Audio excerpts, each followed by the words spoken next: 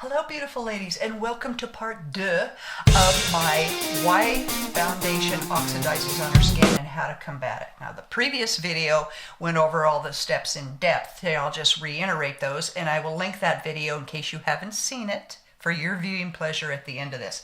So what we're going to do for the test, of course, would be none other than the TIR TIR foundation that I know oxidizes on my skin, and I'll see if with this preparation if I can keep it from doing that. So first of all, I washed my skin with a gentle exfoliating cleanser.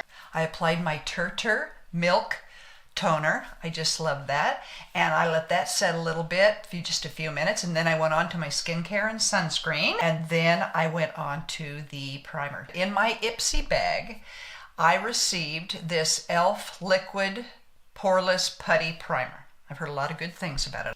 Instead of doing an Ipsy video all by itself, I'm going to take these products and incorporate them in videos that I do on skincare or foundation and how they wear together. So I am going to start this e.l.f.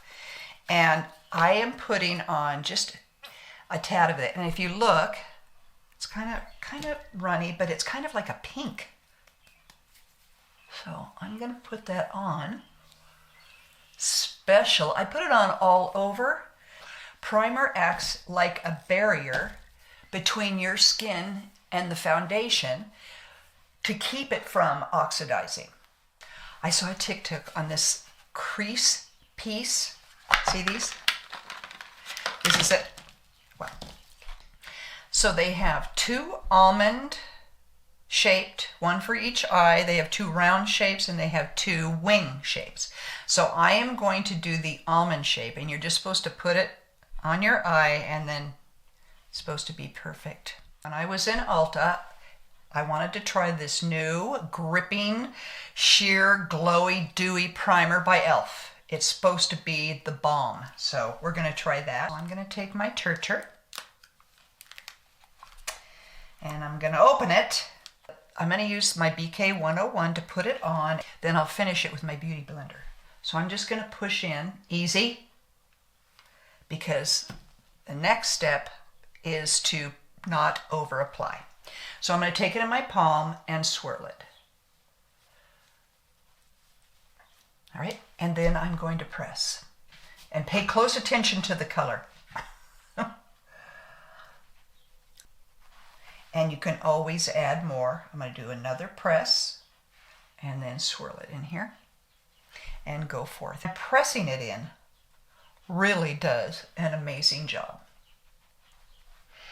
Okay, then I'll take my e.l.f. sponge that is slightly damp and work it in.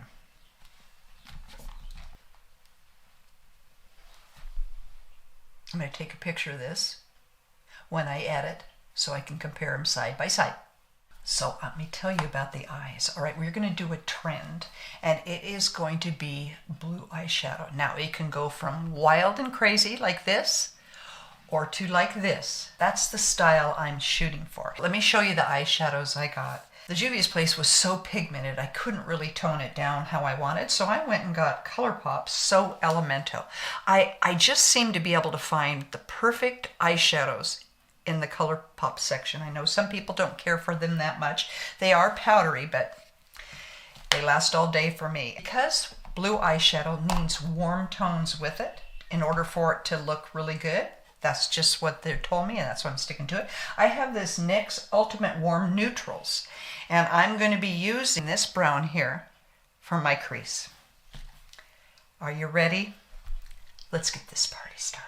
All right, I'm going to take Angie's A502 brush. It's just perfect for my crease. And I'm going to take this in the almond shape, and I am going to just lay it gently on my eye. Now I have hooded eyes. The saggy skin really makes it hard. So what I do, I'm going to hold it right there. I'm going to take that brown. I don't want to go down that far because of the deep set, so I'll just go right above that almond shape. Okay, now remember, there's cleanup on aisle 5 always. I don't know, has anybody tried these before? Maybe I need to raise a little and then let down and then fix. I don't know, ladies. I'm gonna look up close. Well, we do have the subtle. And I do this big old sag here. That, believe it or not, is better than it used to be. I'm going to be doing a video on why very soon. So I've added the warm. Now I'm going to go into, I have a little list here because I can't remember. So that's the crease, and lit all over is going to be all vibes. That's this right here. And it looks kind of gray, but it's not. It's got the blue in it. I'm using the BK Beauty Brush 203 flat, and I'm going to dip it in here. Dip, dip, dip, dip, dip, dip, dip. I'm going to go on the lid. Just the lid I can see. They're subdued. So I'm just putting that there.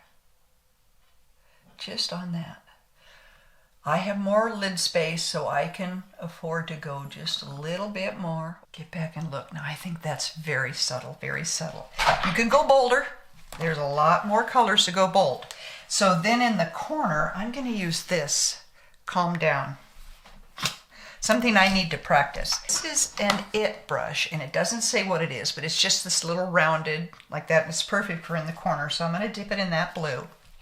And then I'm going to do my traditional little corner where I'm just going to pat it in.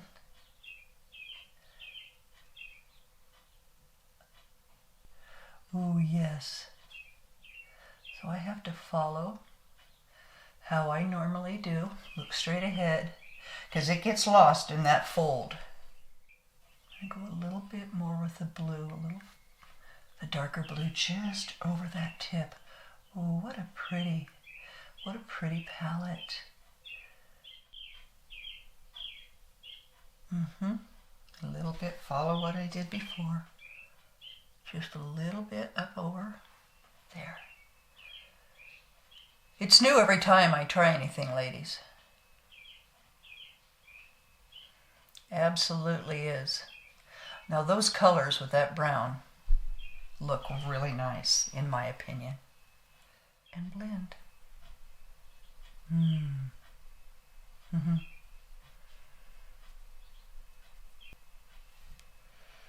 All right, what say you? Okay. All right, so then what I'm going to do for the lid is this shimmer. It's $2,000. That's what it's called. See right there? I am going to take Angie's little contour or concealer, or she calls it her glitter shimmer brush. And I am going to go in, ladies, right here. Ooh. Oh, yeah. You can use your finger, but I got such fat fingers, I end up putting it to places I don't want it to go.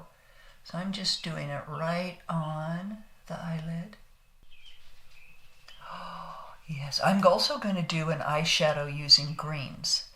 I think I'm going to have a lot of luck with that, given that my eyes are hazel. Back to my NYX palette, and I'm going to take this lighter color here in the corner. And this is one of my Jessup brushes. It's just really tiny detail. I'm going to dip it in that white, and I'm going to go just where I want a little exterior illumination. See? Oh, such a concave hole here. Oh, that's pretty. Take it up here. Yeah. Give me a little bit. Oh, I think these eyes are coming together, ladies. I do. What do you think? I think this is a very subtle, lovely spring look. All right, let's continue on. Am I oxidizing, you guys? So now, what I'm going to use for my eyeliner, at Sephora, I've got these 24-hour liner in colors, and this color is Shimmer Navy. So let's see how I can pull that off here. Never used them before. Oh, okay. subtle look, ladies. Take your little tiny smudge brush, this is by BK, and just smudge. Okay, and these are a little thicker. I really looking for that are like lithe, that are thin like that. Now, of course, I'm going to use my tried and true, my Tarte tubing mascara. It's just been so wonderful for me.